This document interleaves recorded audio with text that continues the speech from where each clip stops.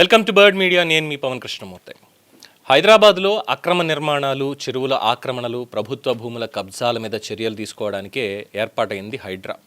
First నుంచి కూడా ఒక విషయంలో మాత్రం చాలా స్పష్టంగా కనిపించింది. ఎంతటి ఒత్తిడి వచ్చినా సరే వెనక్కి తగ్గకుండా, ఎంతటి ఇన్ఫ్లుయెన్సింగ్ పీపుల్ అయినా సరే నిబంధనలు ఉల్లంఘిస్తే చర్యలు తీసుకోవాలన్న ప్రయత్నం సమిష్టిగా చేసింది.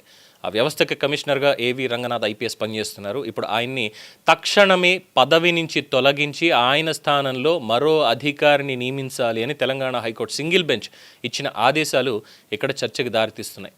ఇక్కడ అసలు ప్రశ్న కోర్టు తీర్పుని ప్రశ్నించడం కాదు, ఈవెన్ కోర్టు తీర్పును కూడా ప్రశ్నించవచ్చు. కోర్టులంటే గౌరవం ఉంది, న్యాయ వ్యవస్థ మీద విశ్వాసం ఉంది. కానీ ఇక్కడ కోర్టు ఇచ్చినటువంటి తీర్పుని ప్రతి ఒక్కళ్ళు ఆమోదించాలి అన్నటువంటిది లేదు. తీర్పు ఇచ్చినప్పటికీ దాన్ని సవాల్ చేసుకోవడానికి మళ్ళీ వివిధ ప్లాట్ఫామ్స్ ఉన్నాయి. రివ్యూ పిటిషన్స్ కూడా వేసుకోవచ్చు. దాని మీద ఇది అభిప్రాయ వ్యక్తీకరణ మాత్రమే తప్ప అవమానం కాదు, అవమానించడం కాదు, అగౌరవపరచడం కానే కాదు. కానీ ఇక్కడ ఒక అధికారి నిజాయితీగా పనిచేస్తున్నాడని ప్రజల్లో ఒక నమ్మకం ఏర్పడిన సమయంలో ఆయనపై వచ్చినటువంటి ఆదేశాలని కేవలం ఒక వ్యక్తి విషయంలోనే కాకుండా నిజాయితీగా పనిచేసే అధికార వ్యవస్థ మీద పడే ప్రభావం కోణంలో కూడా చూడాల్సిన అవసరం, ఆవశ్యకత ఎంతైనా ఉంది. అండ్ ఆఫ్ కోర్స్ రంగనాథ్ గారి మీద ఆరోపణలు ఉన్నాయి.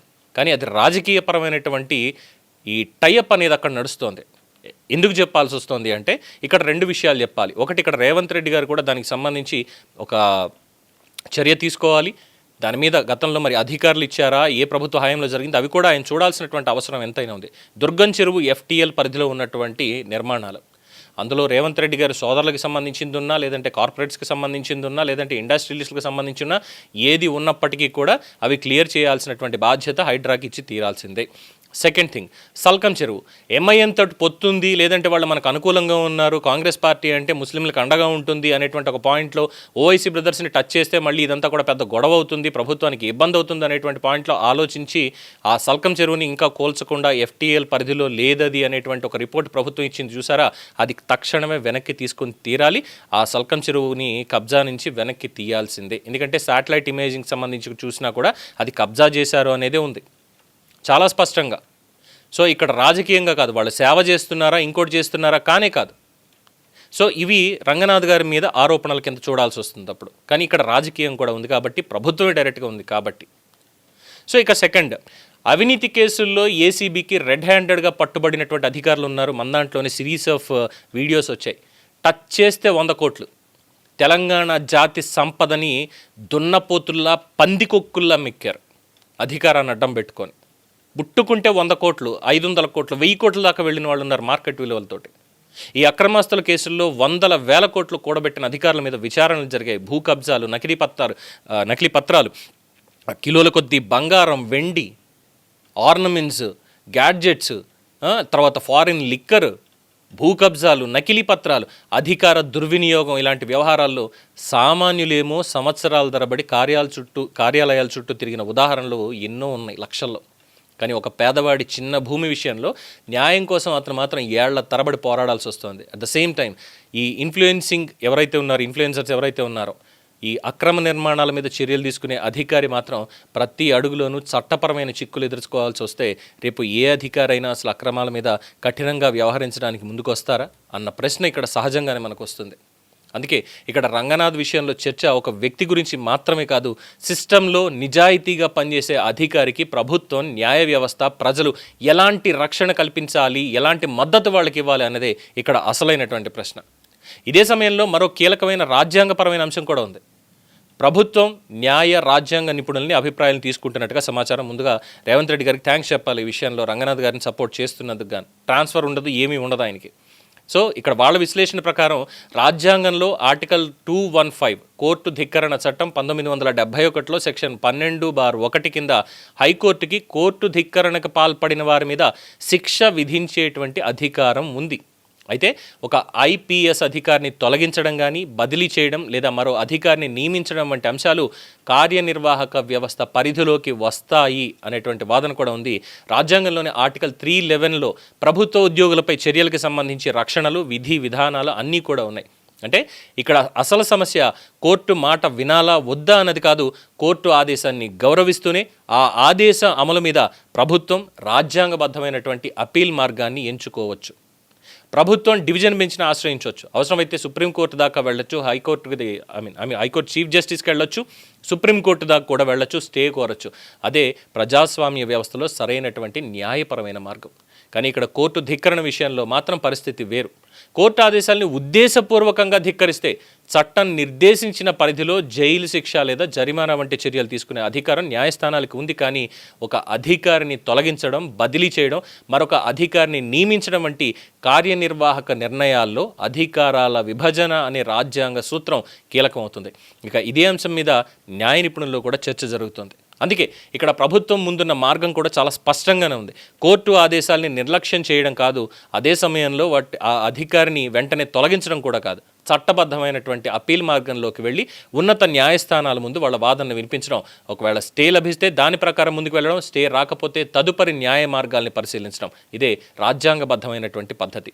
ఎందుకంటే హైడ్రా లాంటి వ్యవస్థ ఎందుకు పుట్టింది అనే ప్రశ్నను కూడా ఇక్కడ మనం మర్చిపోకూడదు. ఈ మాటకు వస్తే రేవంత్ రెడ్డికి నిజంగానే పరిపాలన ఎలా చేస్తున్నారో అనేది ఎన్ని మార్కులు వేస్తారో తెలియదు. కానీ హైడ్రా, హెచ్ఫాస్ట్ లాంటి ఈ వ్యవస్థల్ని ఆయన క్రియేట్ చేశారు చూసారా, దానికి నిజంగా ఆయనకి హ్యాట్స్ ఆఫ్ చెప్పాలి. ఇక్కడ నగరంలో చెరువులు ఆక్రమించబడుతున్నాయి, నాళాలు కబ్జా అవుతున్నాయి, ప్రభుత్వ భూములు ప్రైవేట్ వాళ్ళ చేతుల్లోకి వెళ్ళిపోతున్నాయి, అనుమతులు లేకుండా నిర్మాణాలు జరుగుతున్నాయి. వీటి మీద స్థానిక స్థాయిలోనే అధికారులు సమర్థంగా చర్యలు తీసుకుని ఉంటే అసలు హైడ్రా అనే ఒక ప్రత్యేక వ్యవస్థ అవసరం ఎందుకు వచ్చేది? ఇదే ప్రశ్న ఇంకో విధంగా కూడా అడగచ్చు. హైడ్రా వచ్చాక అయినా, ఈ హైడ్రా అనే సిస్టమ్ వచ్చాక అయినా సరే ఒక అధికారి ముందుకొచ్చి అక్రమ నిర్మాణాల మీద చర్యలు తీసుకుంటూ ఉంటే అతనికి ఎదురయ్యే ప్రతి అడ్డంకి రేపటి అధికారులకి ఏం సందేశం ఇస్తుంది? నువ్వు అక్రమాల మీద చర్యలు తీసుకో, కానీ ఎవరన్నా కోర్టుకు వెళ్తే నువ్వే ఇబ్బందుల్లో పడతావు అనే పరిస్థితి వస్తే ఇక కింది స్థాయి అధికారి కానీ ఎవరి మీద చర్య తీసుకోగలుగుతాడా?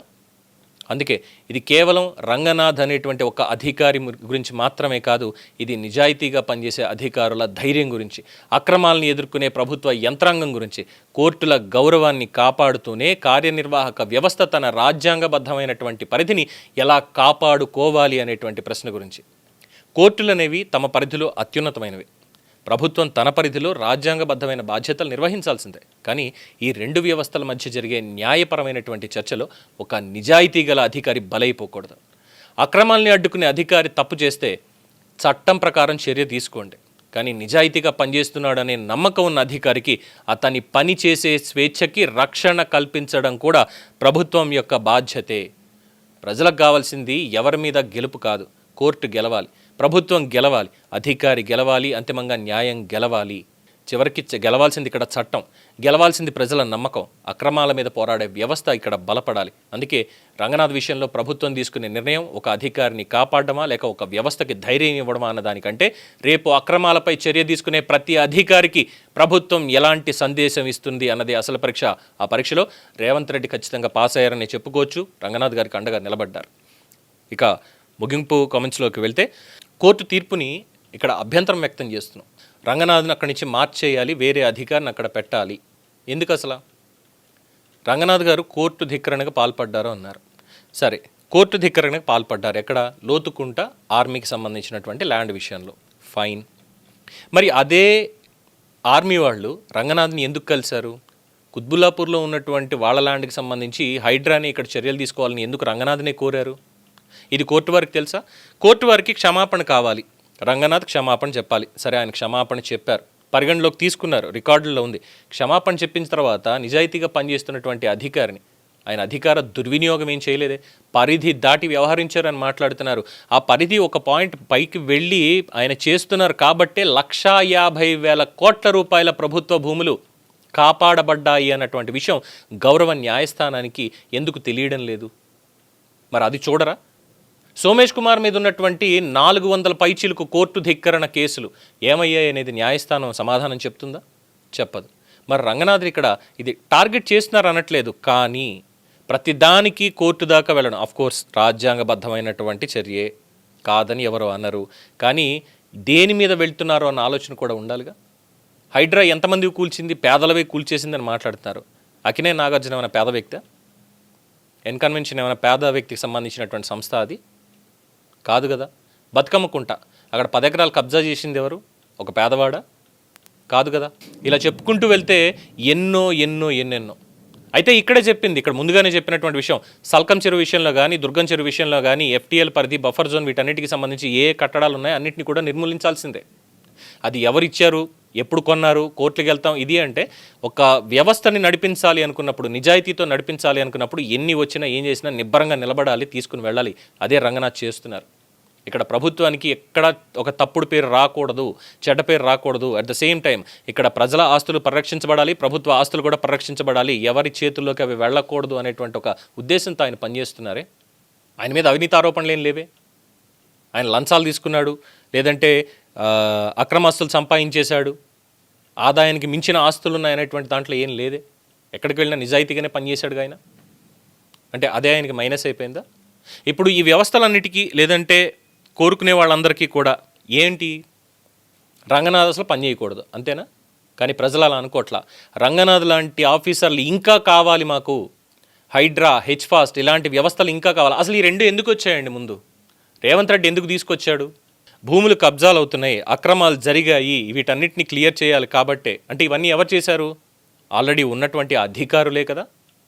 ఈ పర్మిషన్లు ఇచ్చింది కానీ ఇంకోటి కానీ వాళ్లే కదా. అంటే వాళ్ళు చేయాల్సిన పని చేయట్లా. ప్రజల సొమ్ముతో జీతాలు తీసుకుంటున్నటువంటి అధికారులు సరిగా పనిచేయలేదు కాబట్టే కొత్తగా వచ్చినటువంటి ముఖ్యమంత్రి కొత్త వ్యవస్థలను తీసుకొచ్చాడు, ప్రజలకి ఇక్కడ మంచి చేస్తున్నాడు. ఫుడ్ సేఫ్టీ అధికారులే కఠినంగా వ్యవహరించుంటే హెచ్ఫాస్ట్ ఎందుకు వచ్చేది? హెచ్ఫాస్ట్ వచ్చిన తర్వాతే ఈ ఫుడ్ సేఫ్టీకి సంబంధించిన ఈ టెస్టులు కానీ ఇవన్నీ కూడా ఎక్కువగా జరుగుతున్నాయి, ఎక్కువగా వాళ్ళ మీద ఈ రైడ్లు జరుగుతున్నాయి. అసలు మనం ఏం తింటున్నామో, మనం తింటున్నది విషం అనేటువంటి ఆ పరిస్థితి, ఆ మొత్తం వాస్తవాలు హెచ్ఫాస్ట్ వచ్చిన తర్వాతే కదా ఇవన్నీ బయటకు వచ్చింది. ఫుడ్ సేఫ్టీ అధికారులు ఎన్నిసార్లు అంతకుముందు దాడులు చేశారు, ఎంతమంది దగ్గర లైసెన్సులు క్యాన్సిల్ చేశారు? లేవే. మరి రేవంత్ రెడ్డి తీసుకొచ్చిన వ్యవస్థలు రెండు పటిష్టంగా పనిచేస్తున్నాయి, పబ్లిక్ కోసం పనిచేస్తున్నాయి అన్నప్పుడు ఎందుకని మిగతా వ్యవస్థలు వాటిని గుర్తించడం లేదు? అంటే అలా చెయ్యకూడదు, ప్రజలు ఎలా పోతే మాకేంటి, మేమందరం ఉన్నాం అనేటువంటి ఒక ఆలోచన అని అనుకోవాలా? దాన్ని డెఫినెట్గా కాదు. సో ప్రజలు అంటున్నది వీ స్టాండ్ విత్ రంగనాథ్, లేదంటే రేపన్న రోజు హైదరాబాద్ పూర్తిగా మునిగిపోద్ది వరదల్లో తప్ప ఇంకోటి కానే కాదు. ఆయన చేస్తున్నది నిష్కర్షగా, నిష్పక్షపాతంగా, నిజాయితీగా, నిబద్ధతతో చెయ్యనివ్వండి. ఆయనే హైడ్రాకి ఉండాలి అని చెప్పి ప్రజలు కోరుకుంటున్నారు. రేవంత్ రెడ్డి ఉద్దేశం కూడా అదే ఉంది. అందుకే ఆయనకి ట్రాన్స్ఫర్ లేదు, కోర్టులో సవాల్ చేస్తానని చెప్తున్నారు. రాజ్యాంగబద్ధంగా ఉన్నటువంటి అన్ని మార్గాల్లోనూ కూడా ఖచ్చితంగా హైడ్రాకి రంగనాథ్ ఉంటారు. హైడ్రా అనే వ్యవస్థ ఇంకా బలపడుతుంది, ప్రభుత్వ ఆస్తుల్ని, ప్రజల మొత్తం ఆస్తుల్ని కూడా సంరక్షిస్తుంది. ఇది ఫైనల్. సో నిజాయితీగా పనిచేసే వాళ్ళని పని చెయ్యనివ్వండి. నిజాయితీ అనేది చాలా తగ్గిపోయింది. అట్లీస్ట్ ఉన్నదాన్న బతికించుకుంటే వచ్చే తరాలకు ఒక ఆదర్శంగా చెప్పడానికన్నా ఉంటుంది. దీని మీద మీ అభిప్రాయం తెలియచేయండి. చూస్తూనే ఉండండి ది బర్డ్ మీడియా. ఈ వీడియో మీకు నచ్చినట్లయితే లైక్ చేయండి, షేర్ చేయండి, సబ్స్క్రైబ్ చేయండి. మరిన్ని అప్డేట్ల కోసం మా వాట్సాప్ ఛానల్ను ఫాలో చేయండి.